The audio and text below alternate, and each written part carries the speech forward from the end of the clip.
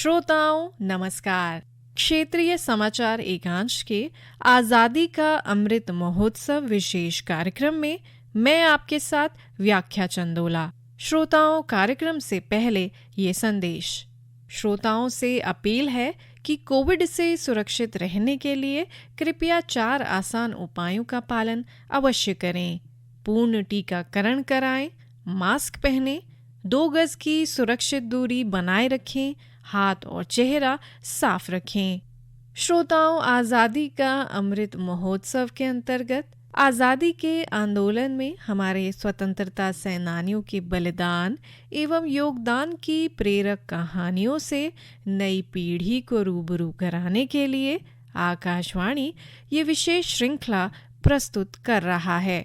स्वतंत्रता सेनानियों के जीवन, उनके योगदान एवं महत्वपूर्ण ऐतिहासिक घटनाक्रमों पर यह विशेष प्रस्तुति दी जा रही है। श्रोताओं, तो आइए सुनते हैं इस विशेष कार्यक्रम की आज की कड़ी, आजादी का सफर आकाशवाणी के संग।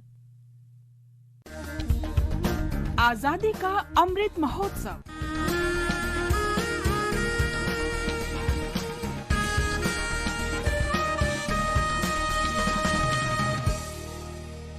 आजादी का सफर आकाशवाणी समाचार के साथ। भारत का स्वतंत्रता संघर्ष आधुनिक विश्व के महानतम संघर्षों में से एक है।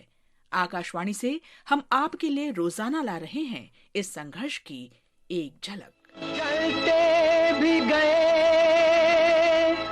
कहते भी गए, आजादी के परवाने। जीना तो उसी का जीना है, जो मरना वतन पे जाने। आज की कड़ी में हम शहीद दिवस और स्वतंत्रता संघर्ष के महान नायकों भगत सिंह, सुखदेव थापर और शिवराम हरि राजगुरु के बलिदान का स्मरण कर रहे हैं। वे 23 मार्च 1931 को शहीद हुए थे। अंग्रेजों ने भारत माता के इन वीर सपूतों को लाहौर जेल में फांसी दी थी। तू न रोना कि तू है भगत सिंह की मां,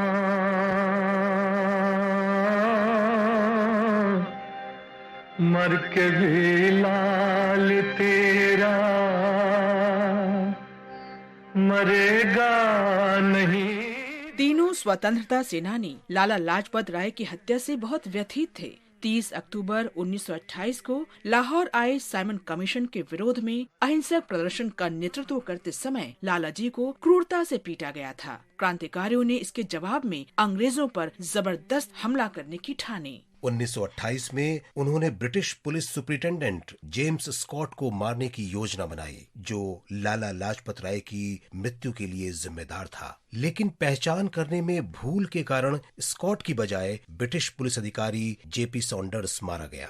इस घटना के बाद क्रांतिकारी कुछ महीनों तक भूमिगत हो गए, लेकिन अप्रैल 1929 में भगत सिंह अपने साथी बटुकेश्वर दत्त के साथ सामने आए और बहरी ब्रिटिश सरकार को अपनी आवाज सुनाने के लिए दिल्ली में सेंट्रल लेजिस्लेटिव असेंबली में बम फेंके।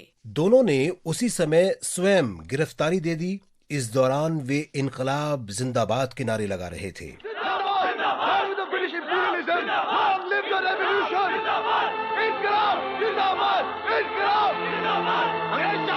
जेल में भगत सिंह ने कैदियों के लिए बेहतर जीवन स्तर की मांग की। 114 दिन की भूख हड़ताल के लिए भगत सिंह को जनता की खूब सहानुभूति भी मिली। इन महान स्वाधीनता सेनानियों की उम्र तब केवल 20 वर्ष के आसपास थी, जब उन्हें ब्रिटिश शासकों ने मौत की सजा सुनाने के बाद लाहौर जेल में फांसी दे दी। जब शहीदों की अर्थी उठे धूम से,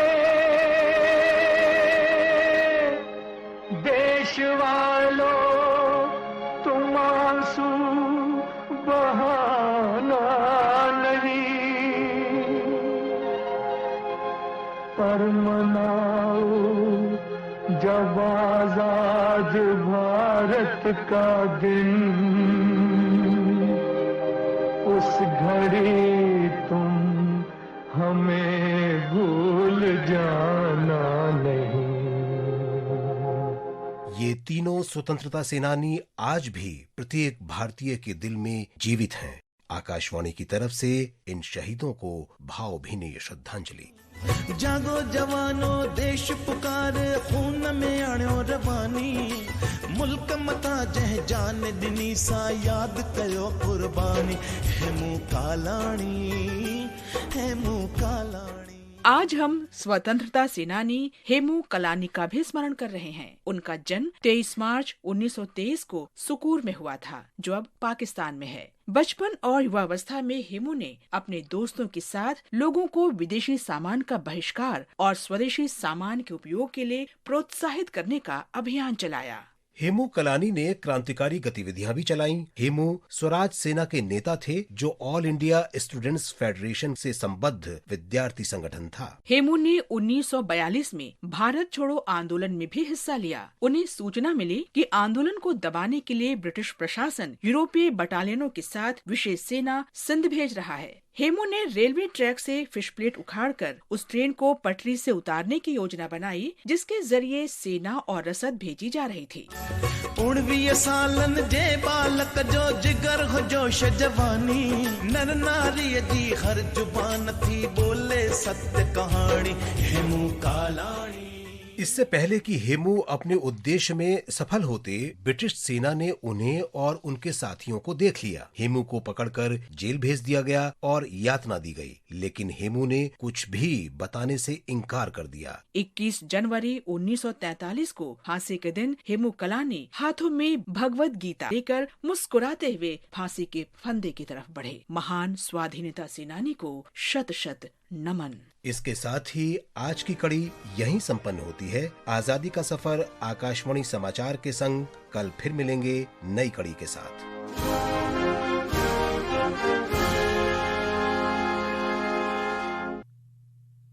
श्रोताओं, ये आप सुन रहे थे आजादी का अमृत महोत्सव के अंतर्गत विशेष कार्यक्रम।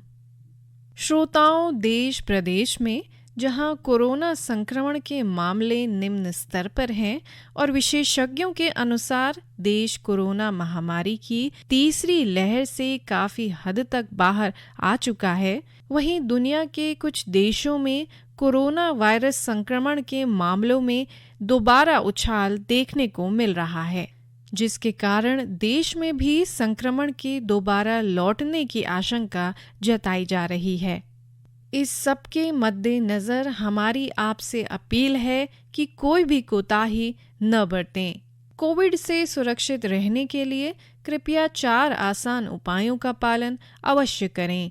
पूर्ण टीकाकरण कराएं, मास्क पहनें, 2 गज की सुरक्षित दूरी बनाए रखें, हाथ और चेहरा साफ रखें। सुरक्षित रहें, स्वस्थ रहें। श्रोताओं, पुष्कर सिंह धामी एक बार फिर से प्रदेश के मुख्यमंत्री होंगे। भाजपा विधायी दल की बैठक में श्री पुष्कर सिंह धामी को भाजपा विधायी दल का नेता निर्वाचित किया गया। पुष्कर सिंह धामी आज दोपहर को देहरादून के परेड ग्राउंड में मुख्यमंत्री पद की शपथ लेंगे। प्रधानमंत्री नरेंद्र मोदी सहित कई अन्य केंद्रीय नेता शपथ ग्रहण समारोह में शामिल होंगे। मुख्यमंत्री पद के लिए उनके नाम की घोषणा होने के बाद पुष्कर सिंह धामी ने कहा है कि प्रधानमंत्री नरेंद्र मोदी के मार्गदर्शन में डबल इंजन की सरकार प्रदेश के चहुमुखी विकास में कोई कसर नहीं छोड़ेगी। उन्होंने कहा कि जनता से किए सभी वादे पूरे किए जाएंगे। श्रोताओं, आज के कार्यक्रम में इतना ही। नमस्कार।